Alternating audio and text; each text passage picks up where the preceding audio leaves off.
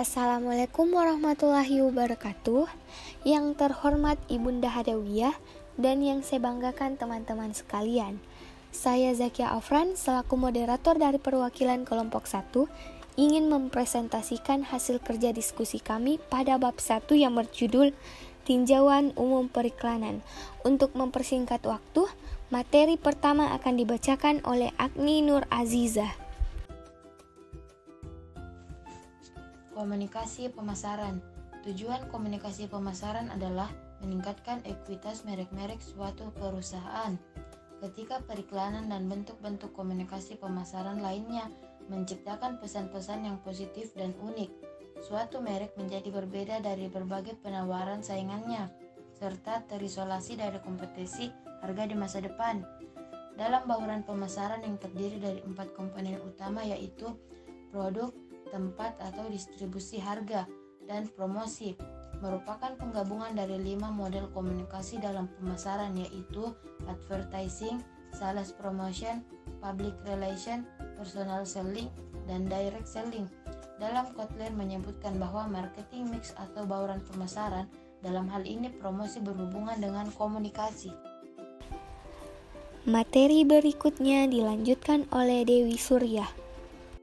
Bauran promosi mencakup 4 elemen, yaitu iklan atau advertising, promosi penjualan atau sales promotion, publikasi atau humas, dan personal selling. 1. Advertising atau periklanan.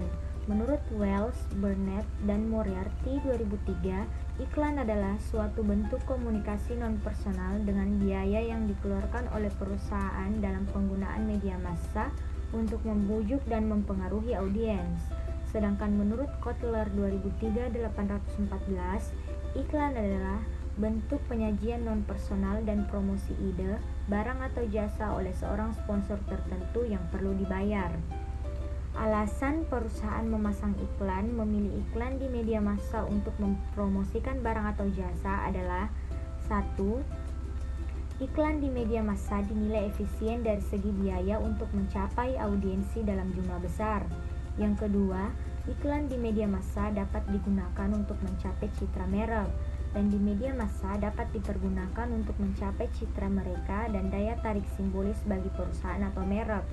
Hal ini menjadi sangat penting khususnya bagi produk yang sulit dibedakan dari segi kualitas maupun fungsinya dengan produk saingannya.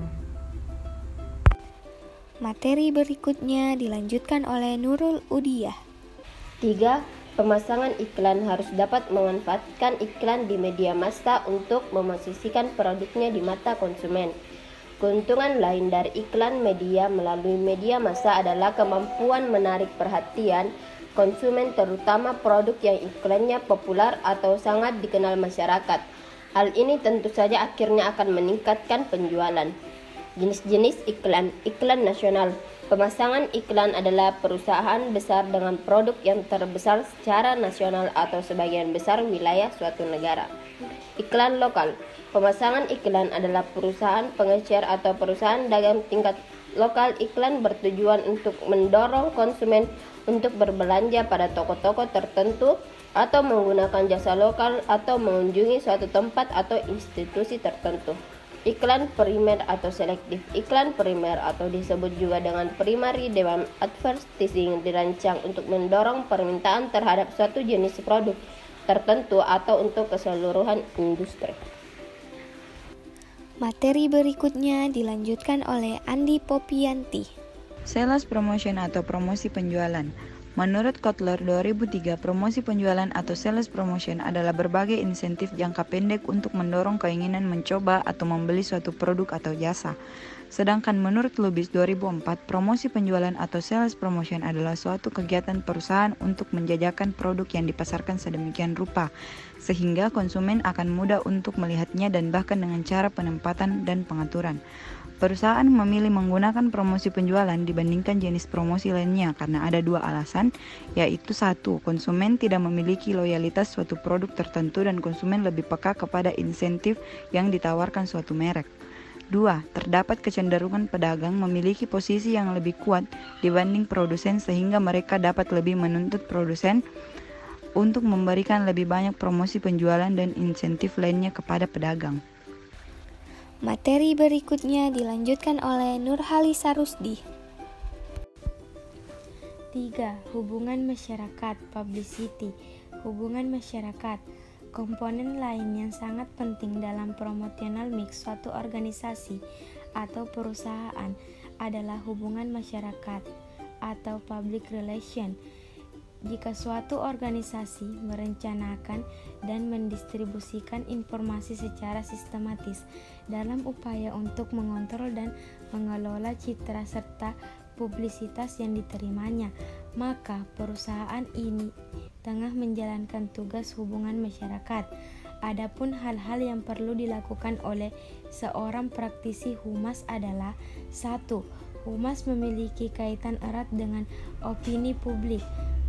Praktisi humas berupaya untuk memengaruhi publik agar memberikan opini yang positif bagi organisasi atau perusahaan. Namun, pada sisi lain, humas harus berupaya mengumpulkan informasi dari halayak, menginterpretasikan informasi itu, dan melaporkan kepada manajemen jika informasi itu dan melaporkannya kepada manajemen jika informasi itu memiliki pengaruh terhadap keputusan manajemen. Materi berikutnya dilanjutkan oleh Putri Fadilah. 2. Humas memiliki kaitan erat dengan komunikasi. Praktisi humas bertanggung jawab menjelaskan tindakan perusahaan kepada halayak yang berkepentingan dengan organisasi dan perusahaan.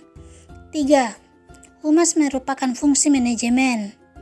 Humas berfungsi membantu manajemen dalam menetapkan tujuan yang hendak dicapai serta menyesuaikan diri terhadap lingkungan yang berubah. Publisitas. Salah satu kegiatan yang sering dilakukan humas adalah publisitas yang kegiatannya menempatkan berita mengenai seseorang, organisasi atau perusahaan di media massa.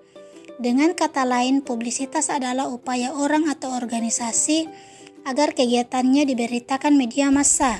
Materi berikutnya dilanjutkan oleh Nadia Nabilah. Publisitas lebih menekankan pada proses komunikasi satu arah, sedangkan humas adalah komunikasi dua arah. Publisitas merupakan salah satu alat dalam kegiatan humas, namun humas tidak akan dapat berbuat banyak tanpa publisitas. Contoh publisitas yang kerap digunakan media massa misalnya, yang pertama berita pada halaman ekonomi surat kabar mengenai peningkatan laba suatu perusahaan. Yang kedua, berita di media massa yang melaporkan kegiatan penghijauan yang dilaksanakan satu perusahaan. Yang ketiga, laporan feature di satu majalah mengenai penemuan obat terbaru produksi suatu perusahaan farmasi. Yang keempat, berita mengenai rencana pementasan musisi terkenal di suatu daerah yang diselenggarakan suatu perusahaan pertunjukan. Kemudian yang kelima, berita peresmian pabrik baru suatu perusahaan otomotif. Materi berikutnya dilanjutkan oleh Anugrah. 4. Personal selling atau penjualan perseorangan. Elemen terakhir dari bauran promosi atau promotional mix adalah penjualan personal atau personal selling, yaitu suatu bentuk komunikasi langsung antara seorang penjual dengan calon pembelinya atau person-to-person communication. Dalam hal ini, penjual berupaya untuk membantu atau membujuk calon pembeli untuk membeli produk yang ditawarkan, tidak seperti iklan. Penjualan personal melibatkan kontak langsung antara penjual dan pembeli, baik secara tatap muka ataupun melalui alat telekomunikasi seperti telepon. Materi berikutnya dilanjutkan oleh Syafira Nursyadiah. Direct marketing atau pemasaran langsung. Pemasaran langsung atau direct marketing adalah upaya perusahaan atau organisasi untuk berkomunikasi secara langsung dengan calon pelanggan sasaran dengan maksud belum dianggap sebagai salah satu elemen dari bauran promosi atau promotion mix. Namun, karena pemasaran langsung telah menjadi integral dari program IMC yang telah dilaksanakan banyak perusahaan yang seringkali melibatkan strategi dan anggaran. Sekian dari presentasi kami, kurang dan lebihnya mohon dimaafkan. Wabillahi taufik wal hidayah. Wassalamualaikum warahmatullahi wabarakatuh.